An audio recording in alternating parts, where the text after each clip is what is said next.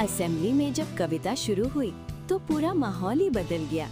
हरीश राव ने budget discussion का level ही बदल दिया, श्री श्री की पोइट्री यूज करके। पहले तो उन्होंने पुरानी पोइट्री सुनाई, लेकिन असली गेम तब शुरू हुआ जब आज के हालात पर सैटायर मारा। मेरा मानना है कि उनका निशाना सीधा कांग्रेस पर था, जहां बड़े बड़े निर्माण तो हुए पर नौकरियां नहीं आईं।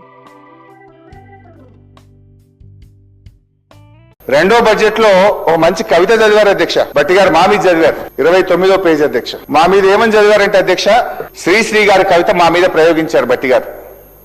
కూటి కోసం కూలి కోసం పట్టణంలో బ్రతుకుదామని తల్లి మాటలు చెవిన పెట్టక బయలుదేరిన బాటసారికి ఎంత కష్టమని మా మీద చదివారు అధ్యక్ష భట్టి గారు. కానీ నిజంగా శ్రీశ్రీ గారు బతుకుంటే మీరు చేసిన మోసానికి ఇట్లా రాసుండేవారేమో అధ్యక్ష. రాహుల్ గాంధీ మాటలు నమ్మి, ప్రియాంక గాంధీ భాష నమ్మి కాంగ్రెస్ కోటేసిన నిరుద్యోగికి ఎంత కష్టం.